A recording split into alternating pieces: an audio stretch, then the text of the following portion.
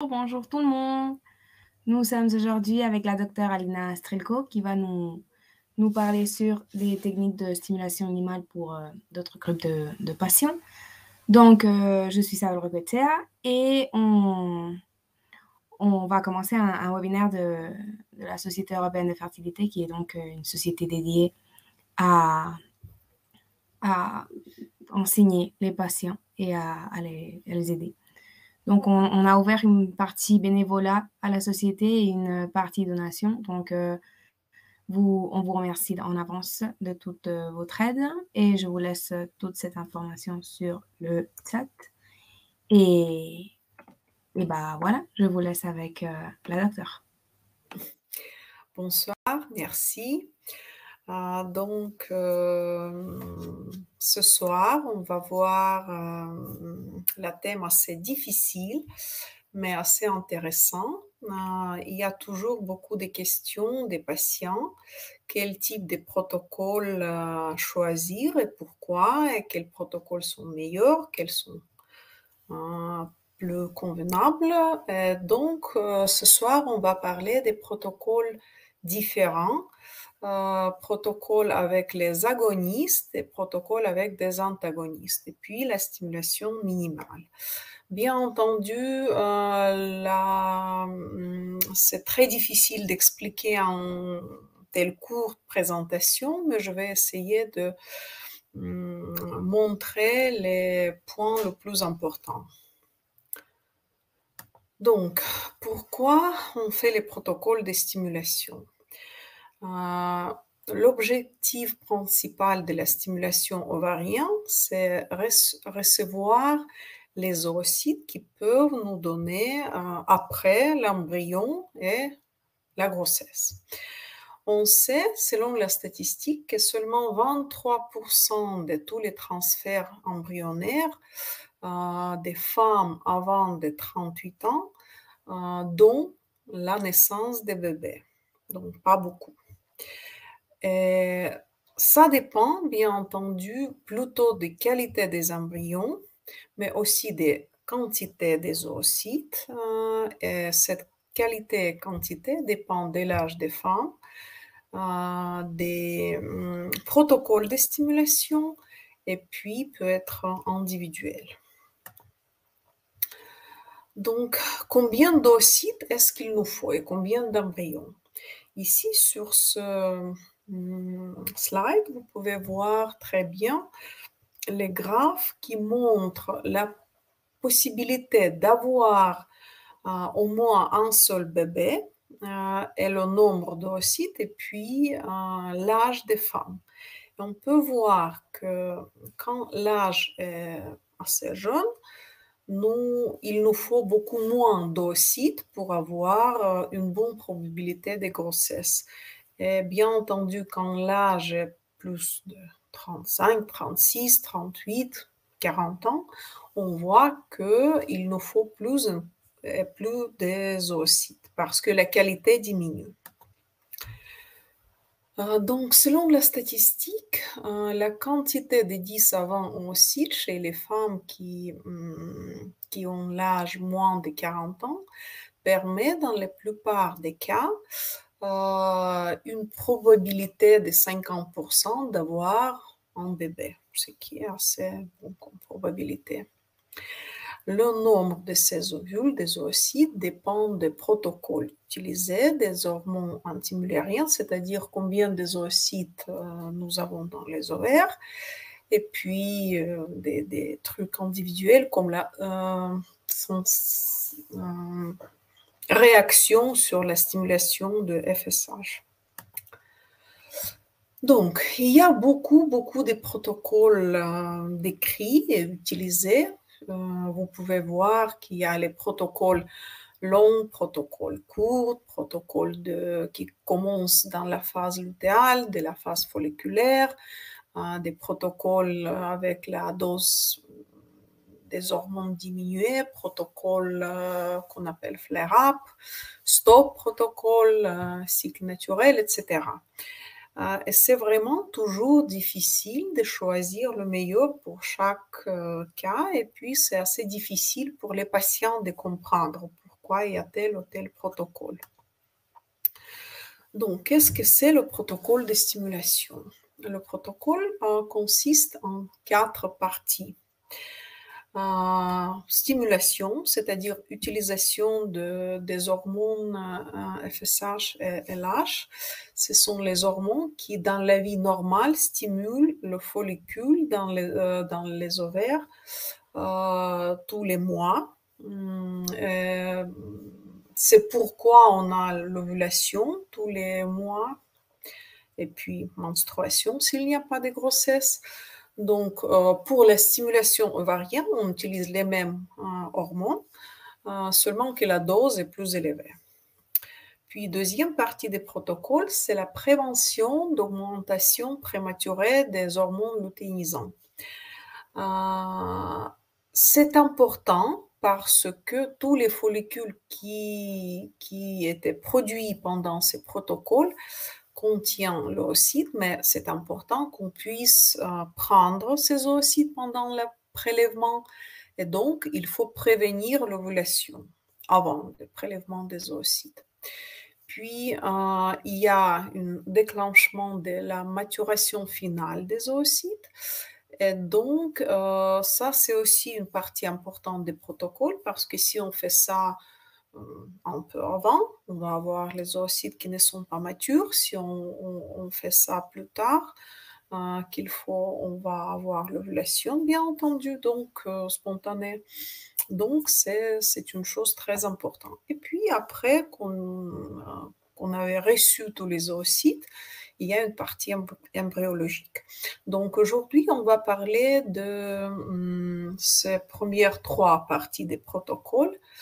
Donc, stimulation, prévention de pic de LH et puis le déclenchement. Donc, pour expliquer mieux la différence, on va voir un peu l'aspect historique des fécondations in vitro. Donc, en 1970, un premier article est venu expliquant comment est-ce qu'on peut stimuler les oocytes. On voit Edwards et Steptoe qui ont commencé ces travaux. Et donc, ils ont essayé de stimuler, stimuler les femmes pour avoir les oocytes et puis faire les fécondations in vitro.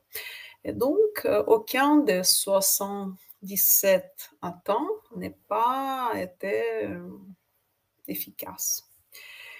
Et ils ont changé la vie et essayé de faire dans le cycle naturel. Et cette idée était meilleure en cette époque-là.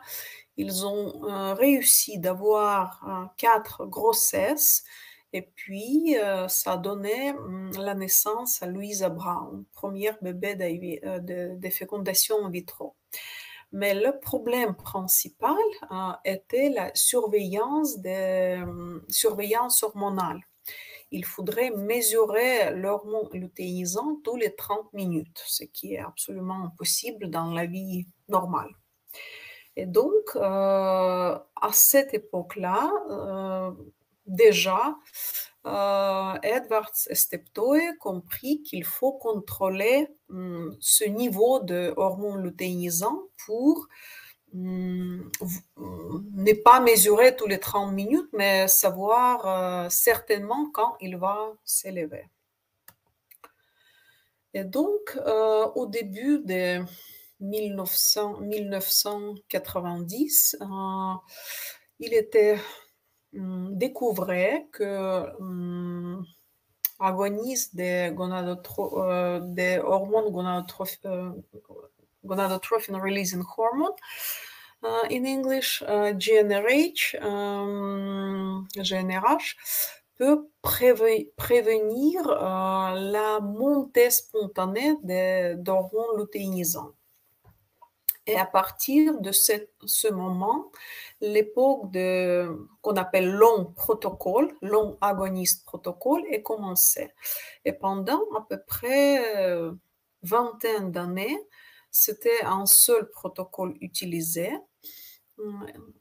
protocole était assez commode, mais il y avait quand même certains problèmes concernant ce protocole et on va parler de ces problèmes. Mais c'était quand même un grand poids en avant et c'était beaucoup mieux que le cycle naturel. Pourquoi les docteurs ont commencé d'utiliser ces agonistes? Parce qu'on sait que les agonistes contrôlent la fonction ovarienne. Le schéma que vous voyez est assez difficile, mais si on voit les choses un peu plus schématiques, on peut voir que cette GnRH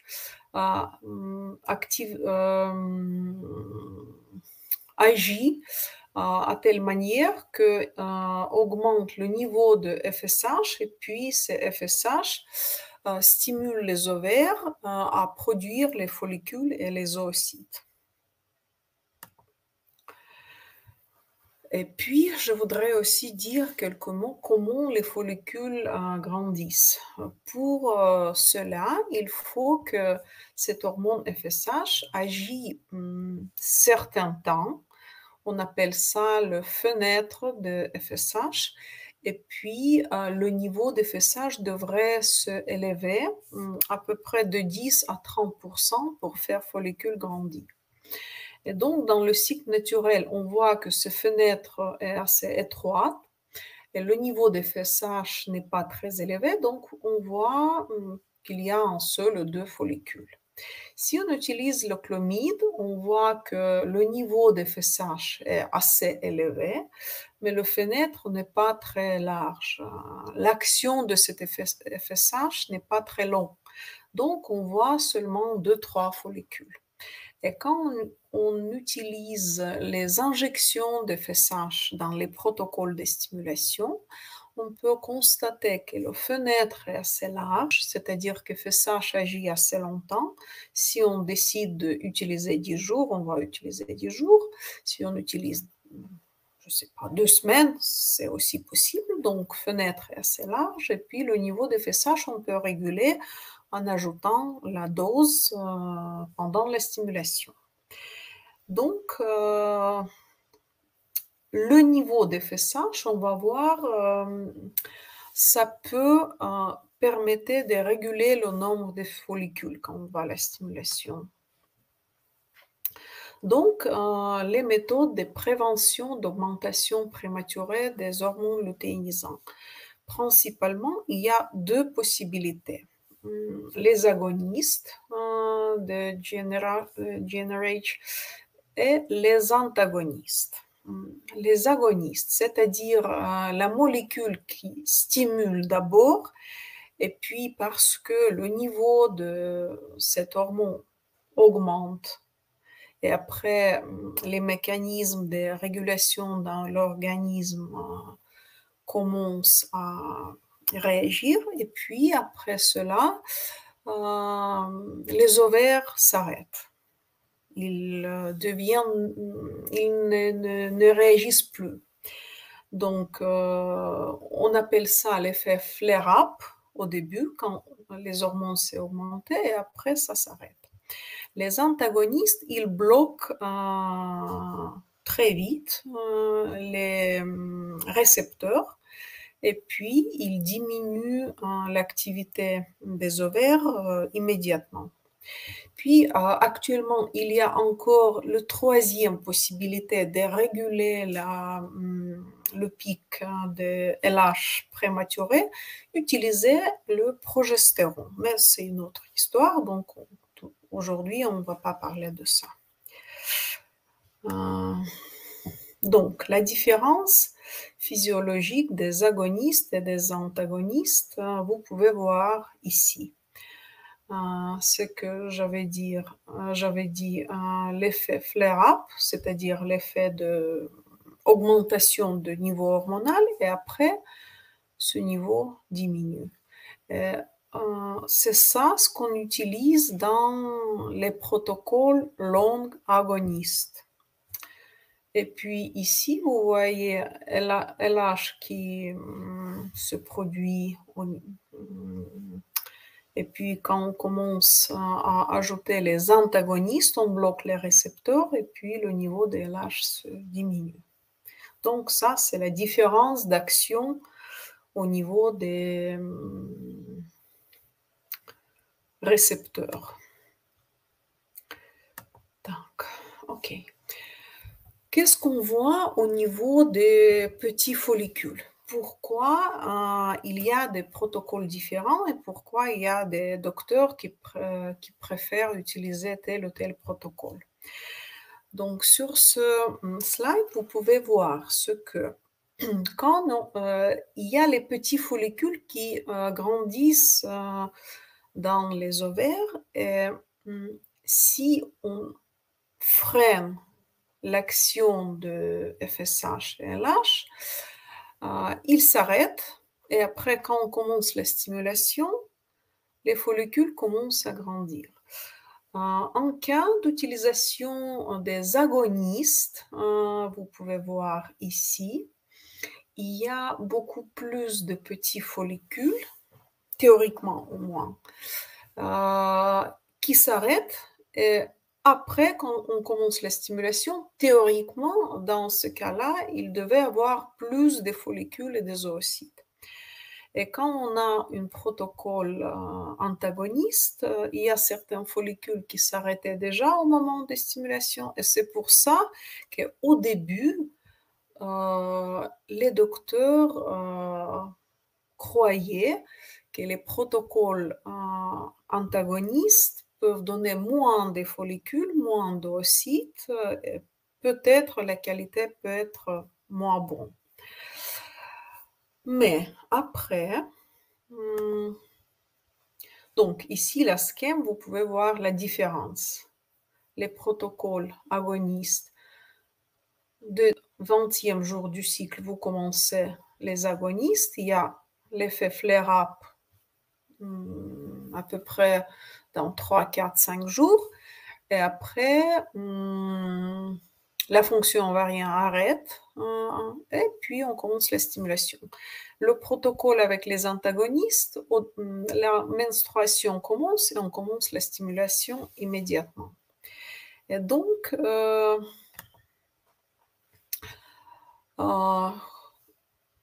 les docteurs qui avaient peur d'avoir les résultats qui ne sont pas tellement bons avec les protocoles des antagonistes, et les savants ont décidé de comparer les résultats embryologiques des protocoles différents.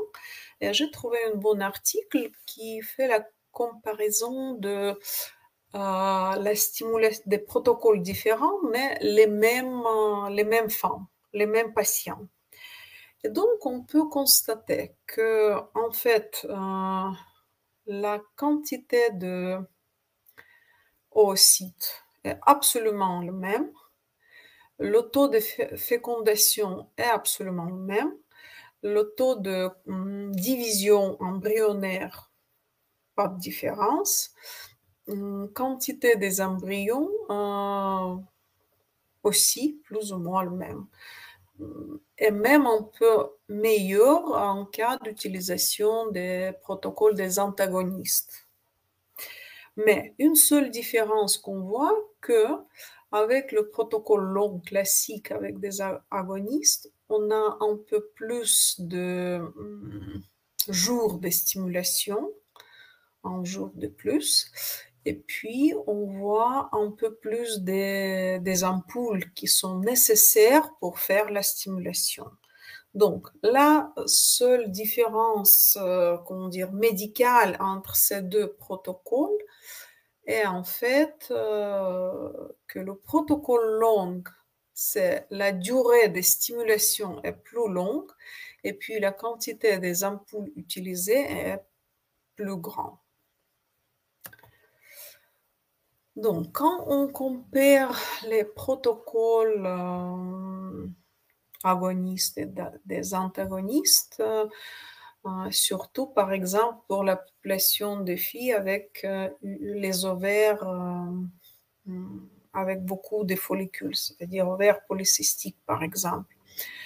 On voit que même chose. Ici, vous voyez les résultats des méta-analyses, c'est-à-dire analyse de beaucoup de travaux scientifiques. Et donc, on peut constater que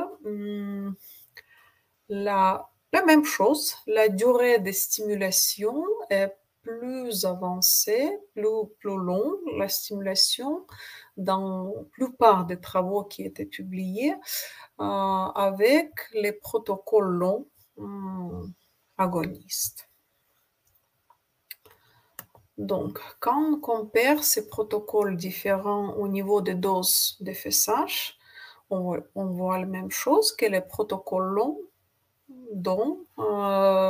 exigent plus des ampoules, c'est-à-dire la dose totale de FSH est plus élevée.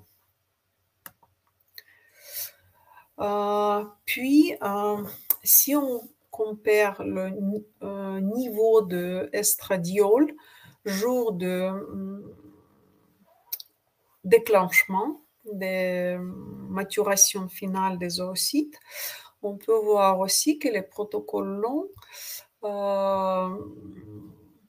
dont les taux d'estradiol plus élevés.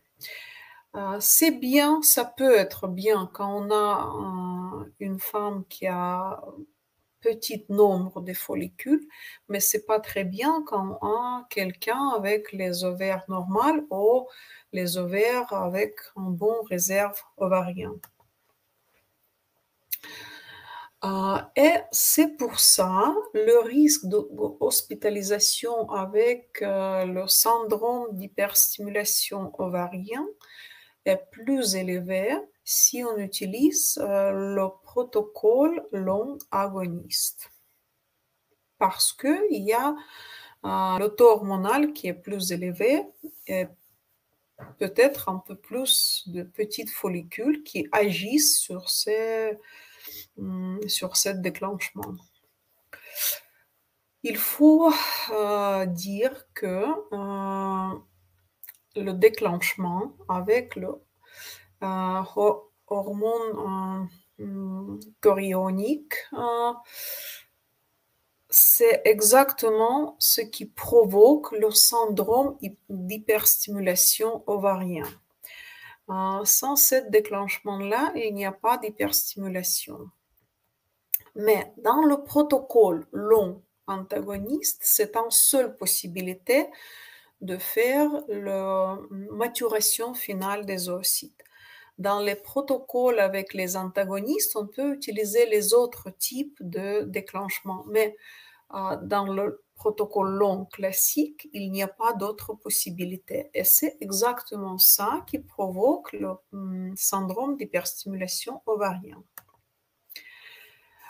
Et quand on compare les résultats de stimulation, de syndrome d'hyperstimulation dans deux types de déclenchement, deux types de protocoles, si on fait le déclenchement avec les agonistes, qui est possible seulement dans le protocole avec des antagonistes, il n'y a aucun cas de syndrome d'hyperstimulation ovarienne.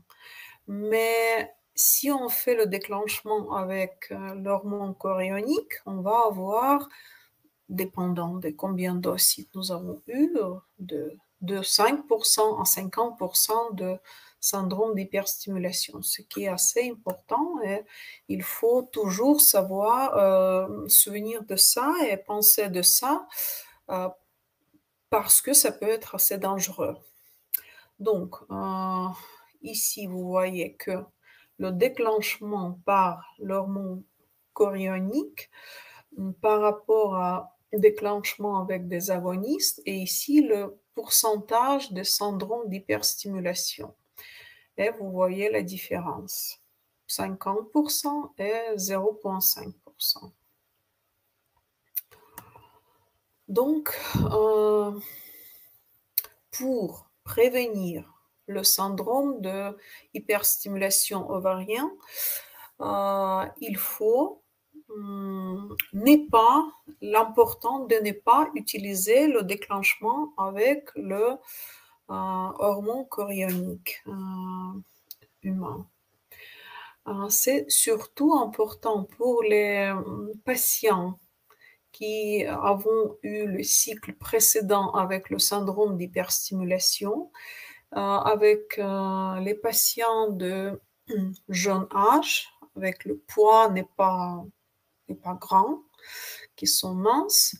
Et puis,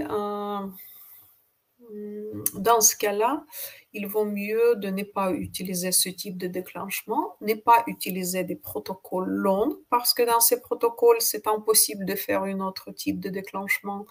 Utiliser les doses minimales efficaces de FSH, et puis ne pas utiliser de cette hormone chorionique humain pour stimuler la deuxième phase du cycle. Parfois, on peut le faire.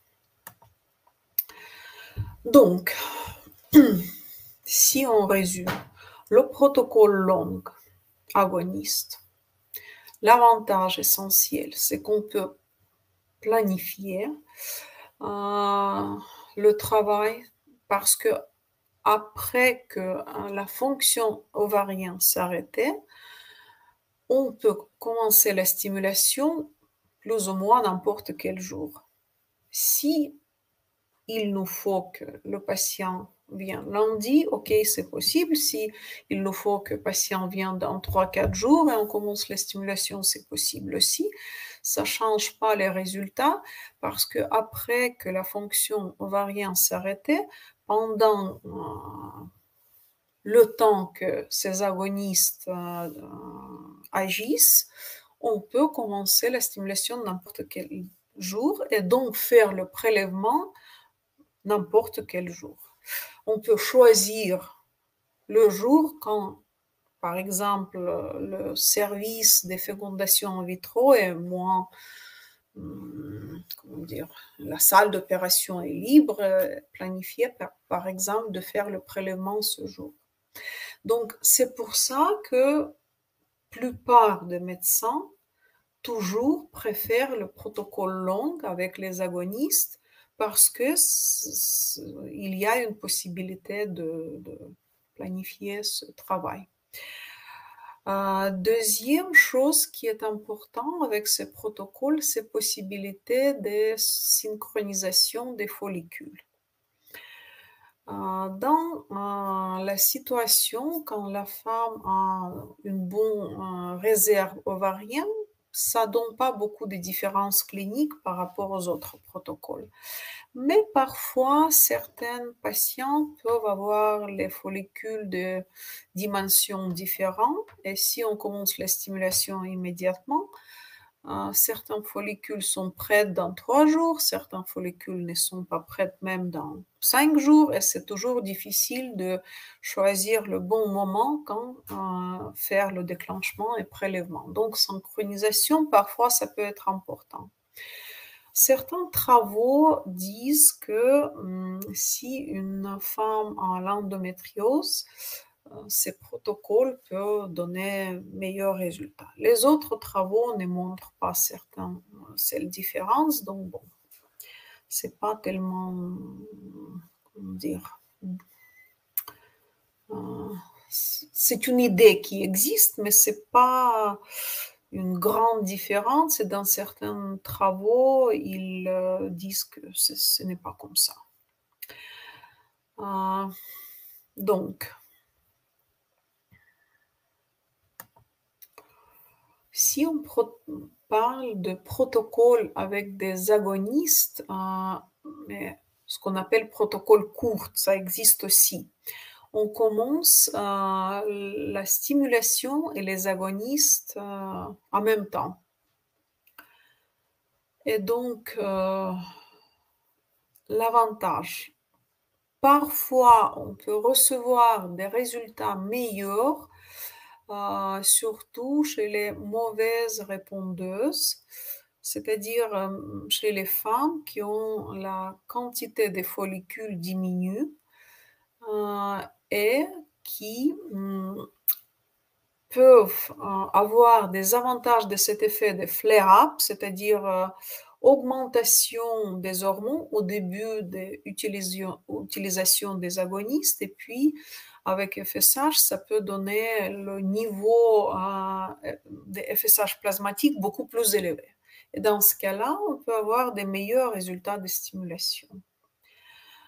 Et deuxième avantage, c'est si on fait le déclenchement avec cette hormone chorionique, le transfert dans le cycle frais est possible. Et puis, on n'est pas obligé de congeler tous les embryons. Si on parle le protocole des antagonistes courtes, je n'ai pas marqué ici antagoniste. Donc, l'avantage, dans ces protocoles, on utilise moins d'ampoules d'FSH, c'est-à-dire ça coûte moins. Normalement, la stimulation dure moins de jours. On va avoir moins de risque de hyperstimulation ovarienne. L'inconvénient, c'est que si on fait le déclenchement avec les agonistes, ce qui est possible dans ces protocoles et impossible dans les autres, les résultats des transferts frais ne sont pas bons. Il vaut mieux de congeler tous les embryons, attendre et puis préparer la femme pour le transfert embryonnaire. Mais dans ce cas, la probabilité d'avoir le syndrome d'hyperstimulation ovarienne est plus ou moins zéro. Et c'est vraiment important pour les femmes avec les ovaires genre polykystiques, les ovaires avec le réserve ovarienne augmentée. Encore la différence entre le protocole avec antagoniste et agoniste, c'est que avec les agonistes, nous avons l'effet de flare-up. On peut avoir les cystes fonctionnels. Et puis, après cet effet de flare-up, il y a un effet quand il n'y a pas des hormones. Et puis, c'est comme pendant la ménopause. Parfois, les symptômes ne sont pas très agréables. Ça ne va pas durer longtemps, mais pendant une semaine ou peut-être pendant 10 jours, on peut avoir les bouffées de chaleur, on peut avoir mauvaise humeur. Ok, parfois, ça peut être assez gênant. Donc, maintenant, on va parler de stimulation minimale. Stimulation minimale, c'est plutôt la question combien de FSH on va utiliser pendant la stimulation. Ou parfois, on peut utiliser n'est pas FSH, mais les médications comme l'étrozole, comme clomide, c'est le type de produits qui peuvent augmenter un propre FSH. Parce que quand on fait les injections de FSH, on augmente FSH plasmatique, mais parce qu'on injecte FSH. Mais si on utilise clomide ou létrazole, on augmente après, on augmente FSH produit par soi-même. Donc, qu'est-ce qu'on appelle la stimulation légère, ou minimale, ou faible dose? Donc, il y a beaucoup de discussions de ces questions, mais en gros, la Société américaine de la médecine de reproduction dit que la dose quotidienne moins de 150 unités, avec ou sans composés oraux, considère comme la stimulation minimale. Pourquoi il y a cette idée de stimulation minimale? Parce que cette méthode est apparue comme une alternative de fécondation in vitro conventionnelle avec les avantages d'être puis plus, comment dire, moins coûteuse et puis plus conviviale. Mais en fait, la dose, c'est une question assez difficile et assez individuelle. Donc, on va voir dans quelle situation on peut utiliser cette dose minimale et en quelle situation il faut quand même voir les autres choses. Donc, ici aussi, ce sont les méta-analyses concernant la comparaison de stimulation standard et stimulation minimale. Et puis, quand on compare les doses standards et puis les doses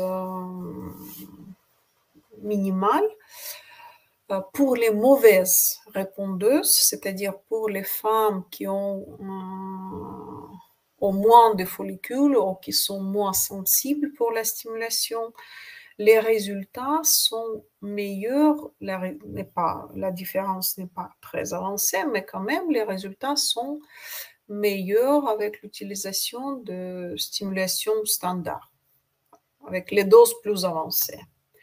Quand on parle pour les femmes avec les ovaires normaux ou avec les femmes hyper répondeuses, la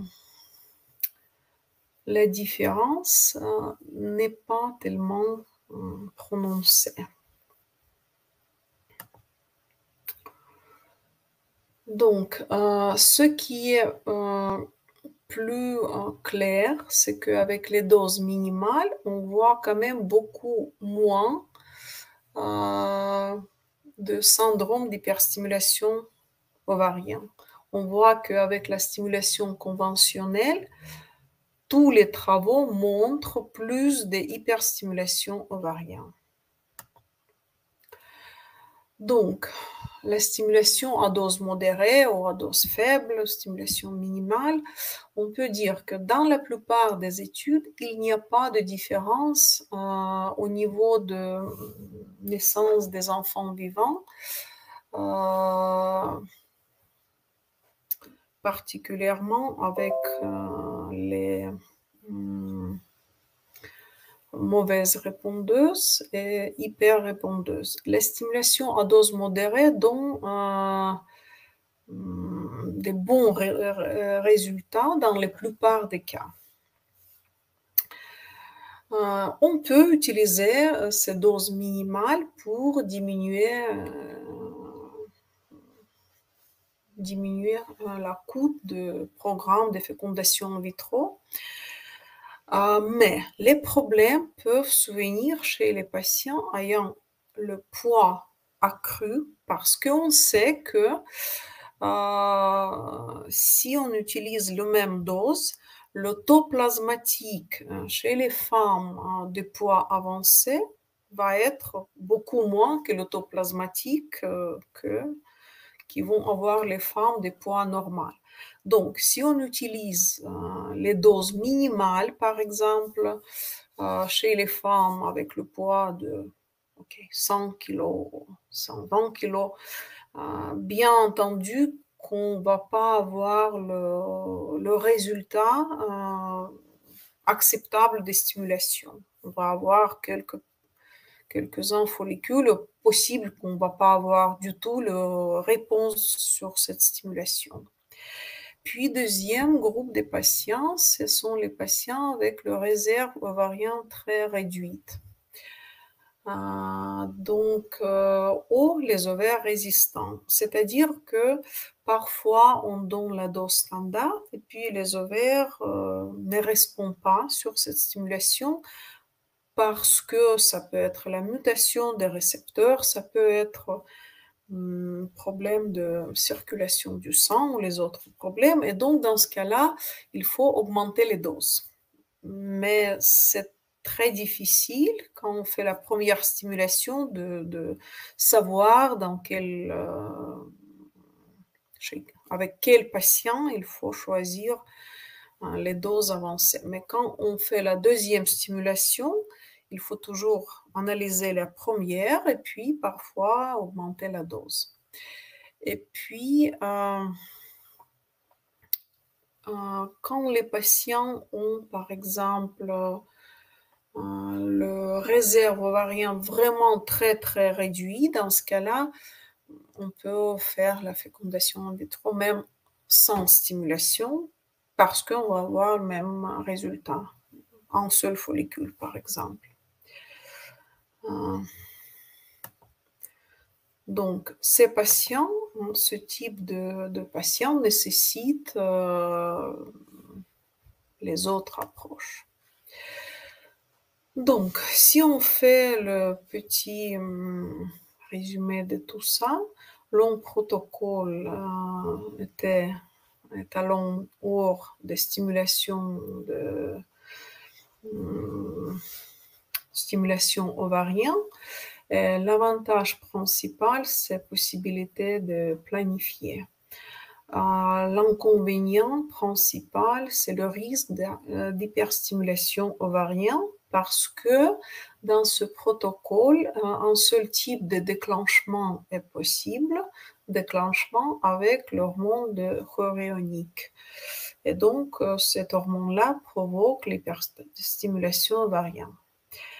Un protocole court avec les agonistes, l'avantage principal est fait des flare-up et parfois pour les répondeuses, les mauvaises répondeuses, c'est-à-dire les femmes avec le réserve ovarienne diminue par exemple, parfois ça peut donner les avantages des meilleures réactions de stimulation, sur la stimulation.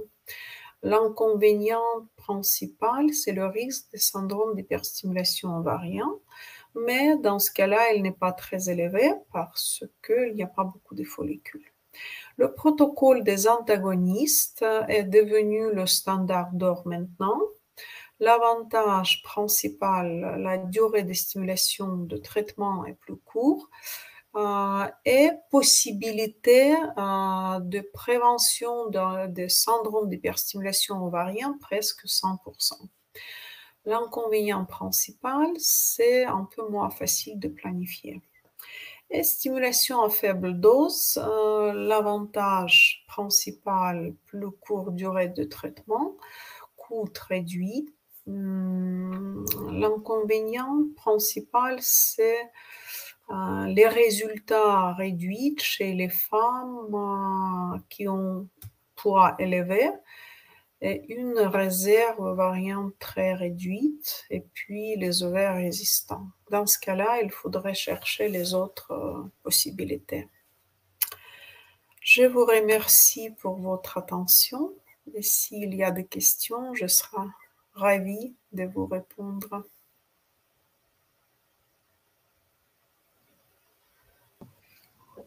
Alors, merci beaucoup, ça a été très, très intéressant. Je ne sais pas quelle question, mais moi, j'en ai reçu une. Donc, alors.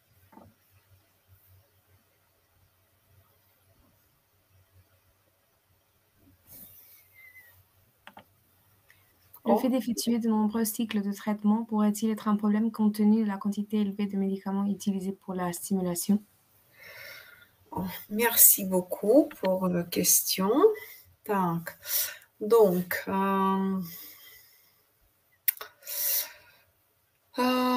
oui, parfois quand on fait plusieurs cycles de stimulation, la qualité des zoocytes ne dépend pas beaucoup des protocoles. C'est-à-dire que protocole ne peut pas améliorer beaucoup la qualité des zoocytes. Mais si le protocole n'est pas bien choisi, ça peut diminuer la qualité. Par exemple, si on utilise, par exemple, la dose de FSH n'est pas suffisante de la début des stimulations, on va avoir moins d'eurocytes qu'on pouvait avoir si on utilise la bonne dose. Si on utilise le déclenchement,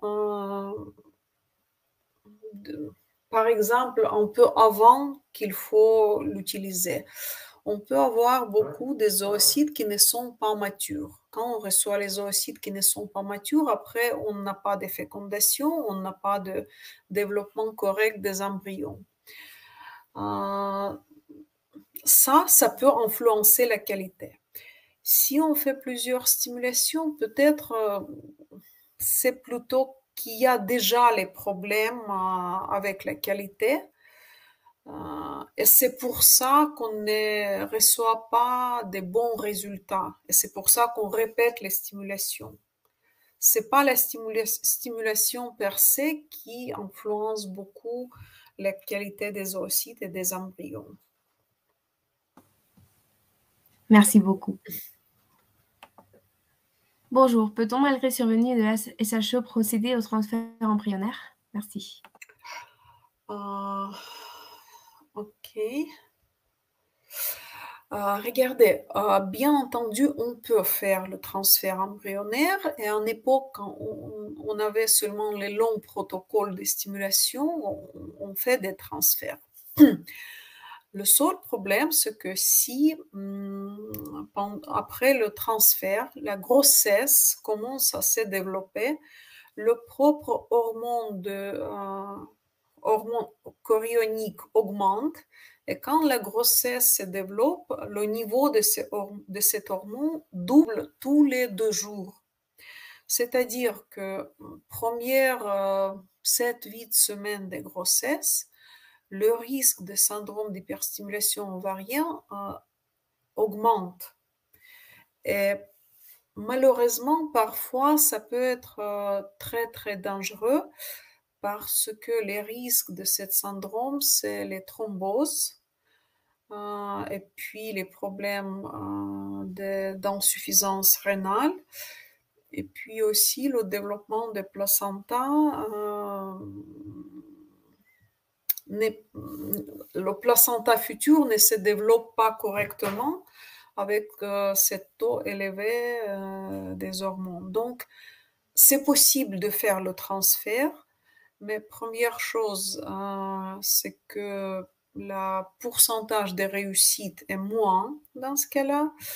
Deuxième chose, c'est que l'endomètre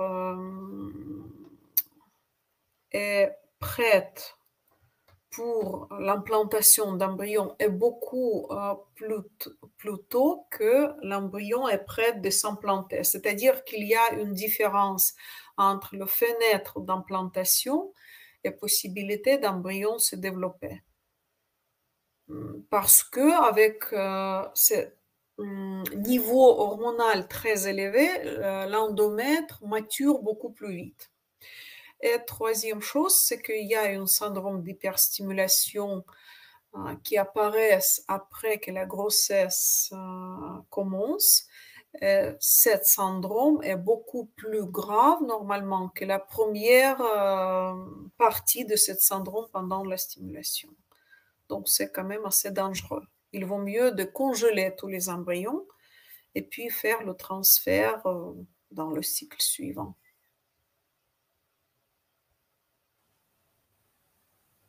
Merci beaucoup. Donc, moi, je n'ai plus de questions et je pense qu'il n'y a personne qui en est. Mais bon, on va attendre un petit peu. Donc, je pense pas qu'il y ait de questions. Alors, merci beaucoup de votre présentation, docteur. Ça a été très, très, très intéressant. On a beaucoup appris. Et voilà, juste vous rappeler que la semaine prochaine, on se retrouve avec la docteure Stéphanie Rodriguez de la clinique IVF qui va nous parler sur les fausses couches après les FIV. Donc, venez nombreux. Et une fois de plus, merci beaucoup et joyeuse semaine. Merci À la beaucoup. semaine prochaine. Bien, bonne soirée. Merci.